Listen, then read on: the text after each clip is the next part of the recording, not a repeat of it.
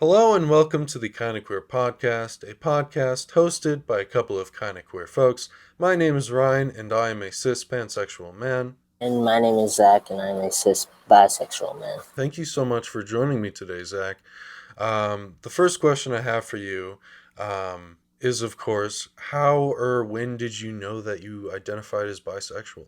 I think the first inkling I had was when I was 13. I up until that point, I had kind of known I had always liked girls, and then I ended up in a relationship with a with a dude at my school at the time, and so I think that was kind of the first inkling of it. But I think I came more into my own throughout high school, but then more so since I've been at UMass, Hmm. have I really embraced the label. Nice. So when were you actually in that relationship with the guy? Was that in high school, middle school? Middle school, yeah. Middle school. Wow.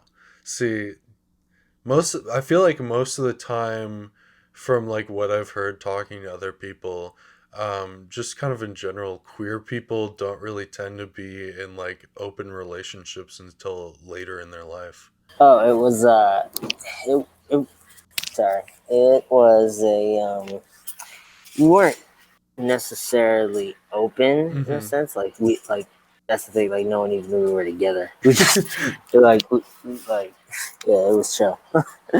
So how did you find each other at that time? I think we like we never actually had any classes together, but like we just happened to see each other one day in the cafeteria, and we just started hanging out. It was Hmm. chill. Yeah. And then did your like individual gaydars go off? Is that how you knew? I think.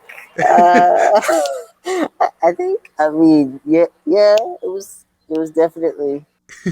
Yeah, that was definitely part of it. Great. I'm sorry, sorry to ask about this, middle school relationship, but I just find it really interesting, so I had to ask.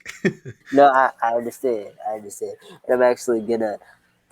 I'm gonna text this to you to keep it outside of this because there is a little more nuance to it. But Hmm. I'll text you more about it afterwards. But Uh-huh. yeah, yeah. All right, sounds good. Sounds Uh, good. yeah.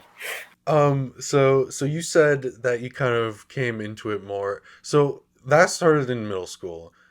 So what happened in high school? Like, how did you kind of uh come to terms like with your sexuality in high school, and how did that evolve? I started going to my high school's gender sexuality alliance meetings, but then I kind of backed out because, again, being in a predominantly white space as a young black man, it was like I don't necessarily feel comfortable. The people were great, they were nice, and I just, uh, yeah, I Yeah. just this wasn't my vibe though. It's just like yeah, Yeah, I can definitely imagine that, because my school had a GSA as well, and the vibes that I got from it were you know, not the greatest, and also very white, like extremely white.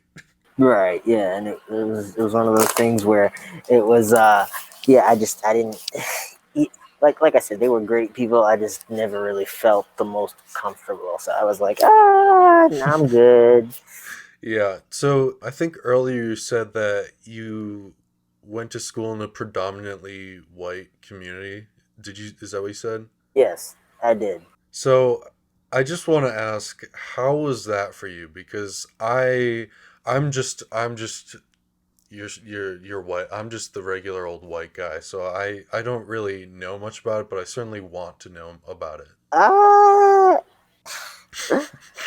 it it has its moments. It's been an interesting 7 years. I somehow I got through it. I don't necessarily know how, but I Mm-hmm. did.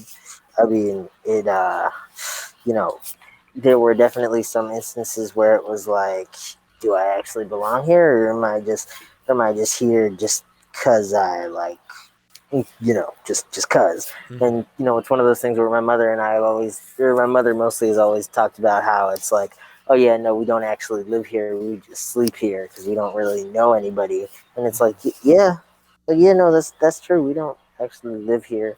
We just it's just our little hidey hole, so to Mhm. speak. So you kind of already felt like an outsider is what I'm getting from that. And so did that like did you being queer kind of like just double down on that? Yeah, yeah, because I think it was that I didn't see a whole lot of people that looked like me that identified that way. So it was like, yeah, yeah, I don't know. Mm. Yeah. So, and it was like I was still kind of coming into my own in that regard anyway. So, Mhm. you know, and so it was like I mean, I was kind of in that in between. I was kind of in that in between phase. It was like, am I too white for my black friends? Am I too black for my white friends? Like how do I where exactly do I fit? Yeah. And then you said that going to UMass kind of helped you even more. So how did that help you in that regard? Yeah, I would say I think definitely just Amherst itself is, and I guess Western Mass more broadly, is genuinely and generally seems more accepting. Not to say that Eastern Mass isn't, but I Mhm. would say Western Mass just seems to have that history of being more accepting, at least on the surface. You know, and I said this to a friend the other day. It's like I kind of think of it like this, even though at least where Belmont is and where Amherst is, they're on either opposite sides of the state, but they are similar in the fact that they're both predominantly white, and Mhm. at least in terms of Belmont, and it's what I've seen in terms of like Eastern Mass white people. It's that they can be a little rough on the edges, a Mm. little rough around the edges, but they do have a nice streak about them when they choose to be nice. And then in terms of Amherst white people, at least, a lot of hippy dippy. I would say a lot of hippy dippy, a lot of progressive and liberal, and I do this in quotes because it's like there are a lot of good people, but at the same time, you can tell a lot of it is also performative because again, whiteness is at the center of everything, and it's like that Yeah. has to be decentralized. But that's another conversation for another day. um, but yeah, I would definitely say that the couple events at Stonewall that I got to go to, which I'm hoping to go to more of them in the upcoming semester, those definitely helped. And I think just more so coming into my own and seeing more people that looked like me, Mhm. although not enough because again it's a predominantly white institution and predominantly white town, but seeing more people than I did in high school that looked like me that identified as members of the LGBTQIA plus community, that definitely helped, and it has helped. And just coming to understand more about me and my likes and dislikes and all that, and just trying to navigate. Yeah, that sounds really good. I'm glad that you kind of found a community that you feel a little more comfortable in. Um, just to kind of speak to that, I was born and raised in Western Mass, and I went to school in a largely predominantly white community and neighborhood, which is but it's kind of weird for me because I traveled across like towns to go to a school or a high school that was in a whiter community when there was like a more like culturally diverse community like a little bit closer to me, and it wasn't like I didn't choose to do that. It was just some random thing that happened that ended up being that way. So I think like as I kind of like learned about things and I got to see like how I don't know how whiteness affects communities.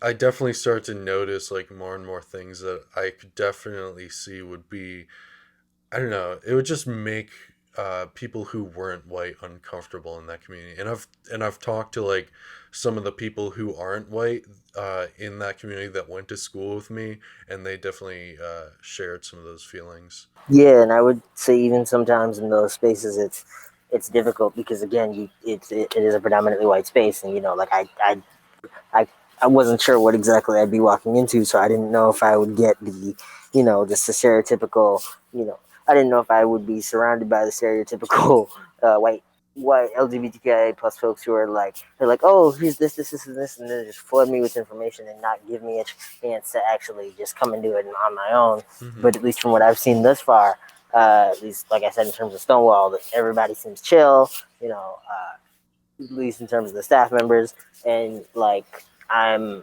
excited to hopefully get to work there, and I'm excited to hopefully get to know more about the community and also just meet more QTPOC and just get to know the community and just get to make friends. Yeah, I definitely agree with that. So, have you come out to other people? Yes, not everybody, Hmm. but yeah, Yeah, yeah, I know what yeah. that's like. I when I first started realizing that I was queer in middle school, like you, and then like I kind of didn't tell anyone until I think senior year of high school, and then like at that point I had around that time I had only told like three people. And then I just decided to make a podcast and share it with like the entire internet. So that was fun. Um, but I there are certain people that I've chosen not to come out to, like my dad, and so how have like your coming out experiences been to the people that you have come out to? Well, to the ones that I have come out to, my mom thinks I'm gay, which is like no. My dad, he's chill with it, but he Hmm. and I don't talk, but for other reasons, not for this. But Hmm. so we haven't spoken in months. Um, my my grandmother so his mom is chill with it, because her sister is gay, so she's chill with it.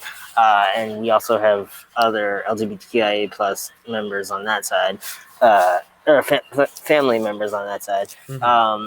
My mom's mom is a little bit more reserved about that. So I'm like, but I mean, she is also 87 years old, and she comes from the Caribbean, so it's like Hmm. that. And the way she was raised, it was like Christian Caribbean, like, and just like man and a woman, and she's starting to open up, but I'm also like, like when my cousin came out, it was my grandmother seemed a little off put by it, and then now that same cousin is about to have a child, and I'm like, and she's like happy because this is going to be her first great grandkid, but I think in the back of her mind, even with her Alzheimer's, she's still a little like Hmm. Yeah. So yeah, I haven't come out to her, but at least in terms of my family, they're mostly chill with it. I haven't Hmm. heard anything bad, at least not from the ones I've told. My friends are actually quite chill with it. A lot of the ones that I came out to, they were like, "Yeah, no, I'm bi too." I was like, "Oh, where I didn't know." Shit, it's like, hey, we lit, and it's cool to know that like the ones that I was never really quite sure about. It was like, oh yeah, I think looking back, I was like really, like I mean yeah, but at the same time, like I never really got to know got to know them like that. So I was Hmm. like, but now I guess it makes sense Yeah. looking back. But yeah, so it depends on who you ask, but I definitely think there's a there's a mixed bag. Yeah.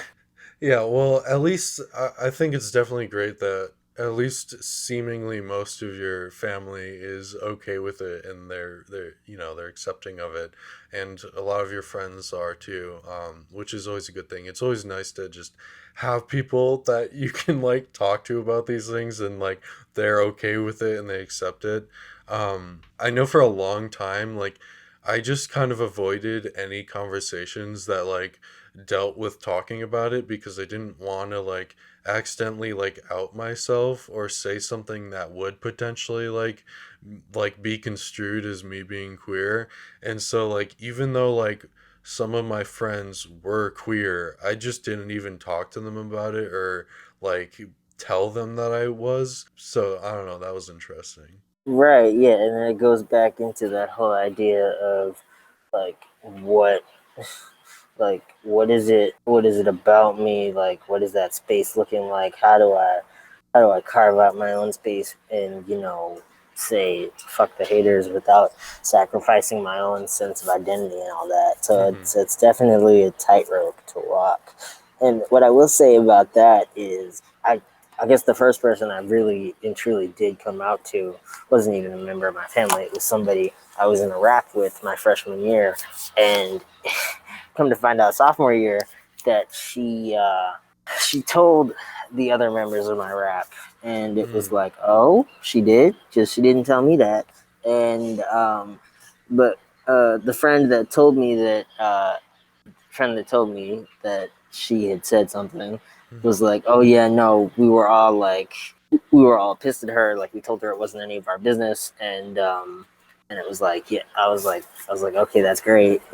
I appreciate that. Yeah. And so it was literally like, and so I ended up writing a poem about it, and I put it on my Instagram. But yeah, and then I reached out to her, and I reached out to her twice actually, and I was like, it's like, yo, okay, so you did this thing. Why? And Mhm. she never got back to me, and she probably never will. But you know what?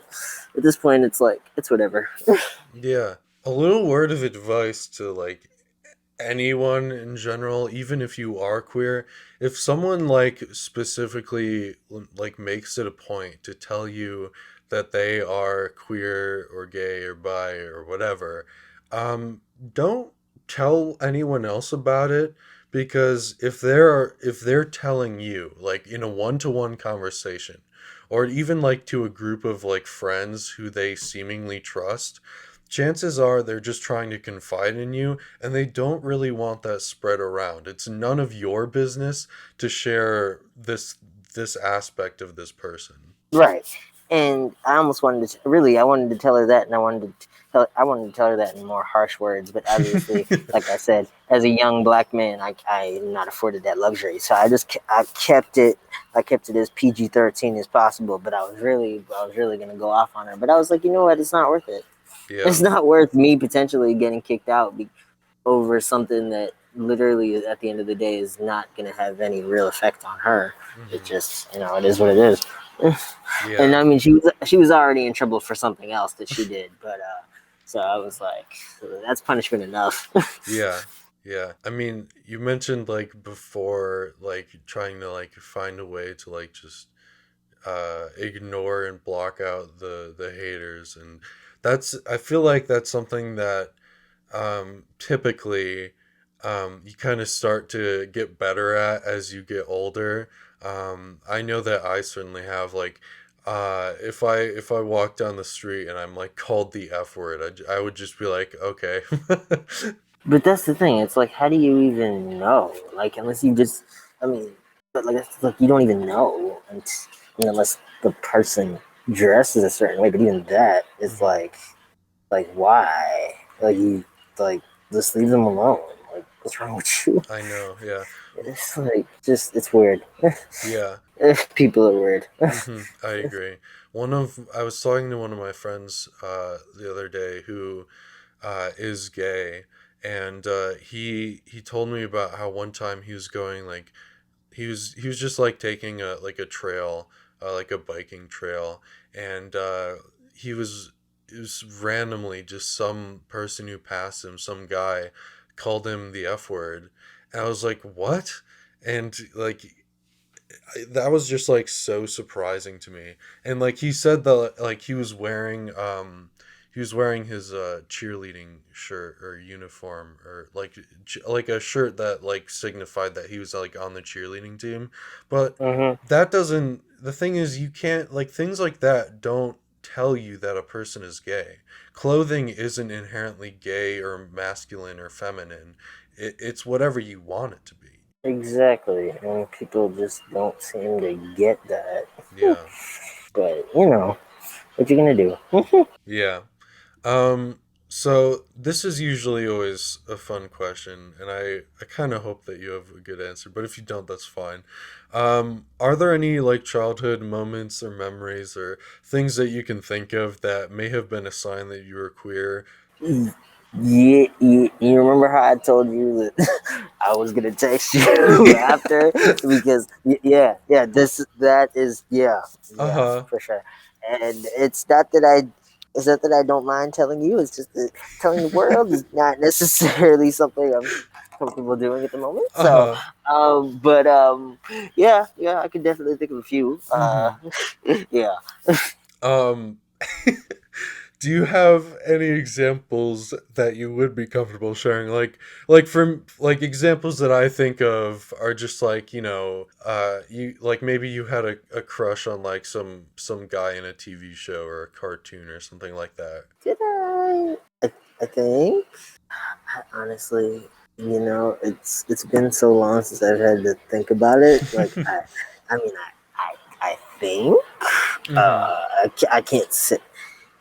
I'm trying to remember like what exactly. I honestly can't think of anything at the moment. I mean, I don't know. I think inherently, I just always found like dudes and girls to be cute. I don't know. Mm-hmm. I think just inherently, I don't I don't know. I can't think of any real specific Mm-hmm. thing. Yeah, that's fine.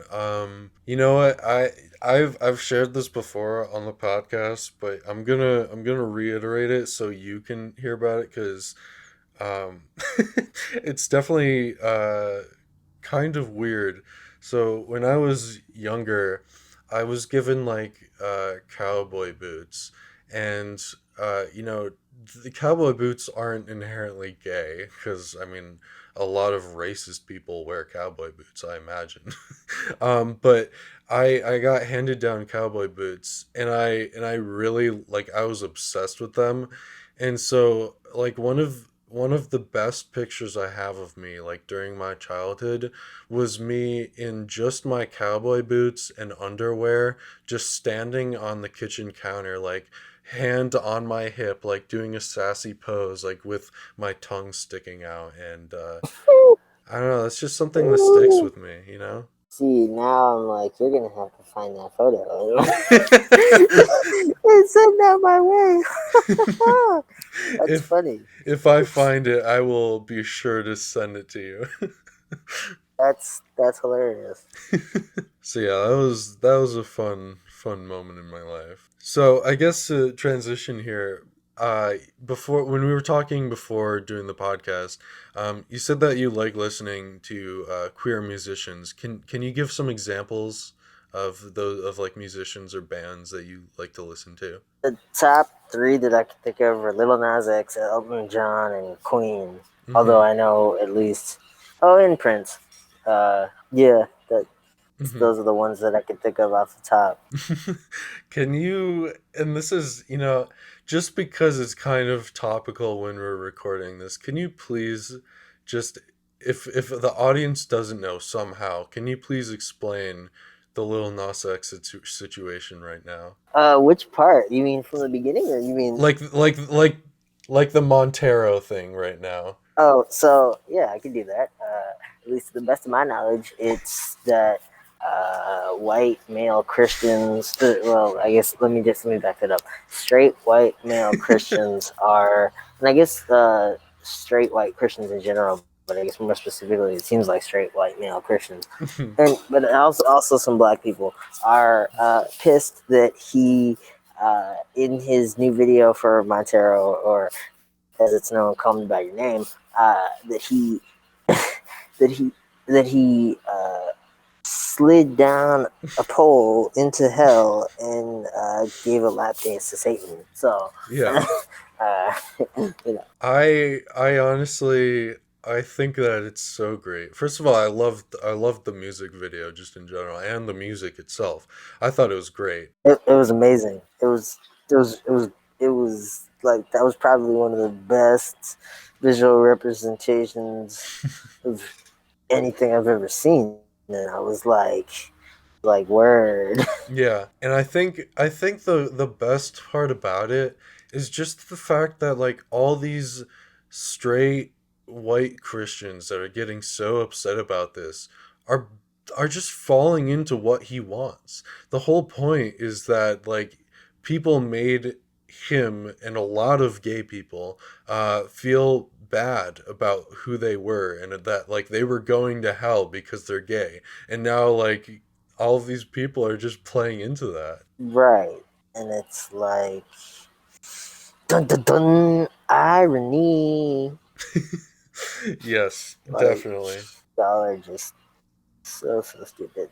Do you have any like songs from those musicians that you listed off earlier that are like your favorites? I have too many. I think a lot of songs from his from Nas X's first album for sure. Mhm. But particularly Rodeo, Panini, Old Town Road, but Old Town Road remixes too for sure, definitely. Mhm. Um, from Elton, a lot of the songs that were in the biopic Mhm. are my favorites from him.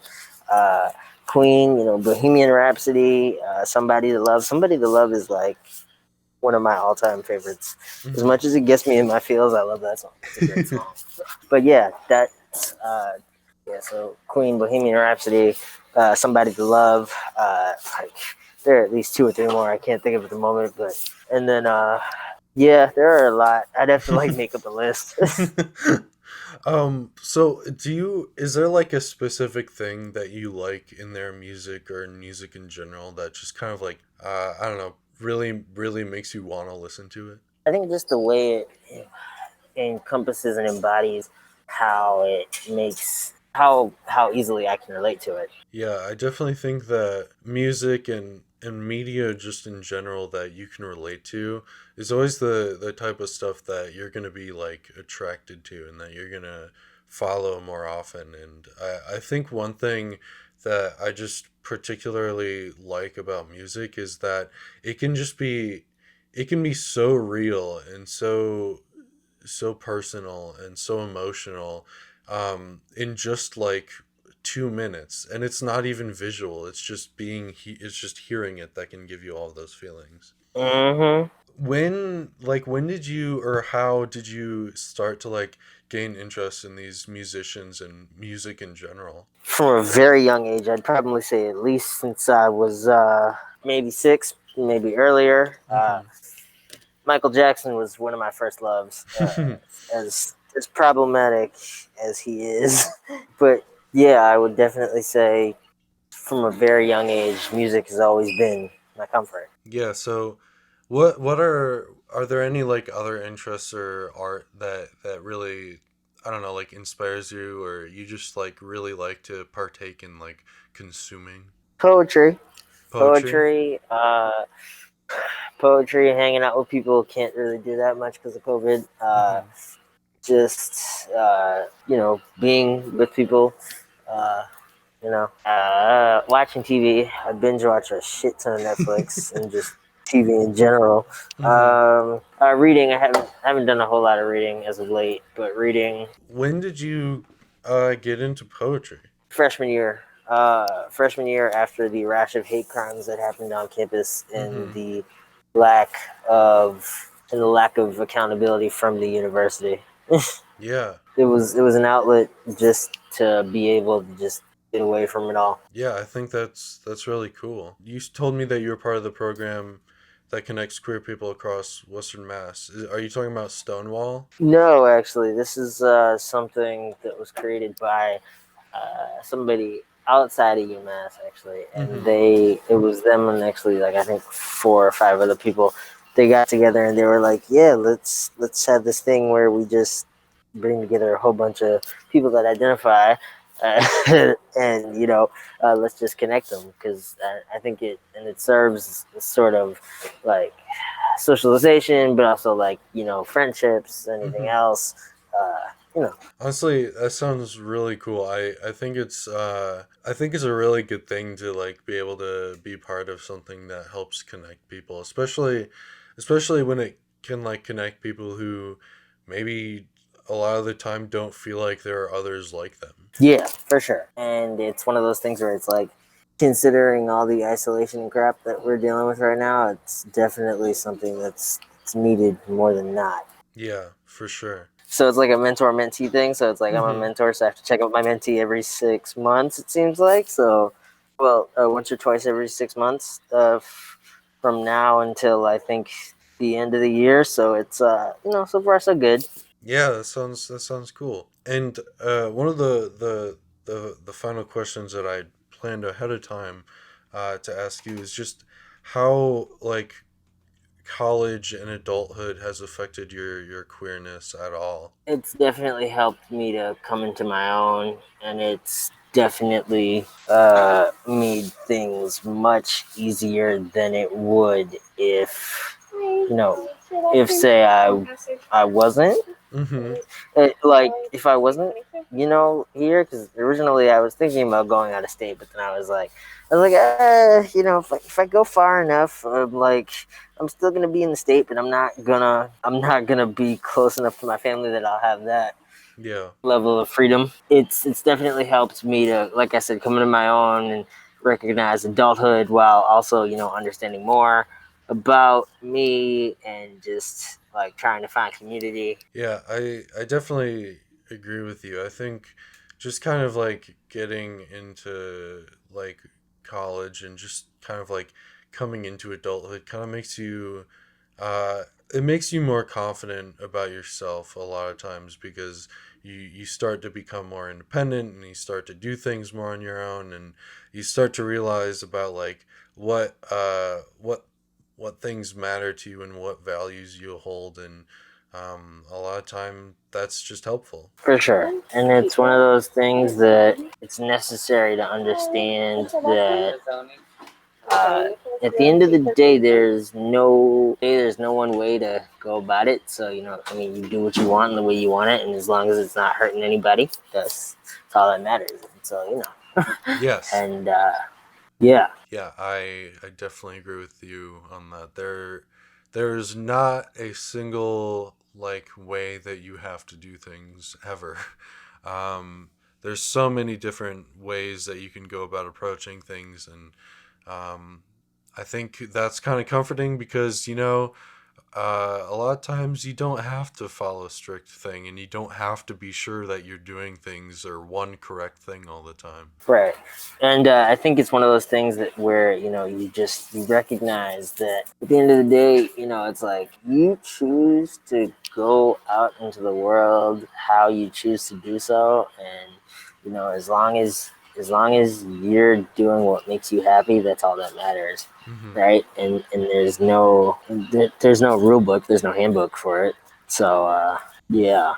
Yeah, yeah, I agree. I think that's a really good outlook on life. Especially with something like this, I would argue, because you know, especially with something like this, because there will always be people that are like, they're gonna be like, "Oh, you're going to hell," or this, that, and the other, and it's like, no, you're not. No, um, no. You're gonna you're you're gonna be great. You can love who you want. You can have kids. You can not have kids. You can do whatever the hell you want, and Hmm. say screw everybody else. And you know what? If they don't like it, then that's on them. That's not your fault. Yeah, Shoot, you can't control other people. You can only control yourself. that's for sure. And kind of like a reminder is just, if people don't accept you, then that's okay. You can cut them out of your life entirely. You do not have to uh like just like I don't know, you don't have to stick with them. You don't owe them anything if that's the case. Exactly. You don't owe anybody a damn thing. And that's honestly what I'm realizing more so about life, not even just about like, me identifying as bi, but it's just life in general. Okay, so now is the fabled moment. I do this to every single person that I have on. So I asked one final question, which is, do you have any questions for me about literally anything, or is there anything, and or is there anything that you want to say to the listeners? I think the one thing is that I would say is that, like, don't be afraid to just come into who you are. You know, there's no timetable, there's no rush on it. You do what you want in your own time, and you don't necessarily have to kind of live by societal rules, because societal rules are dumb and stupid, and they're made to restrict those of us that aren't straight white men. So Mm-hmm. yeah. Um, Burn down the patriarchy while you're at it. Why not? Yeah. Yeah, well, thank you for that. And is there anything else that you want to talk about, or anything else that interests you that you would want to bring up? I think just the one other thing would just be to, just at the end of the day, just love who you are. Love who Hmm. you are, recognize it, own it, share it, care it, love, and, just be. Uh, Hmm. you know, Yeah, you definitely.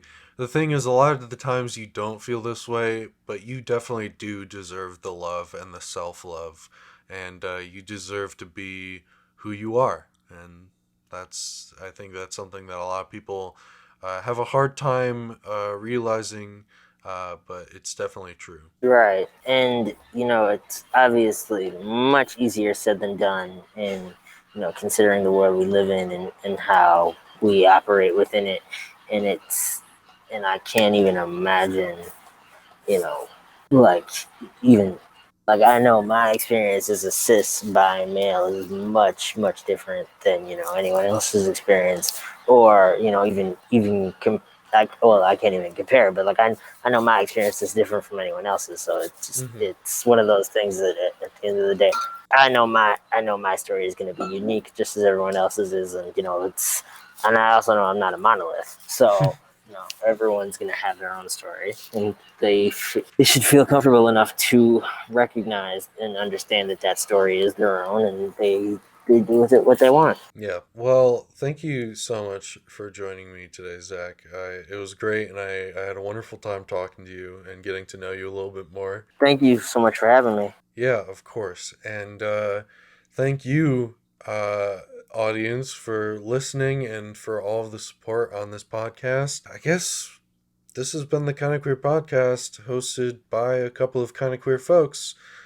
See you next time. Oh, one other thing, sorry, real quick. Okay. If anyone wants to hang out, I'll be in Spectrum, in Baker Hall come fall 2021. You know, you know. I will be sure to include that. Thank you.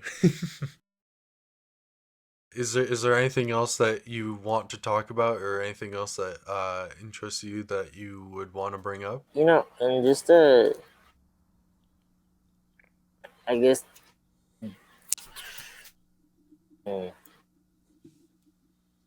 I know I'm putting you on the spot.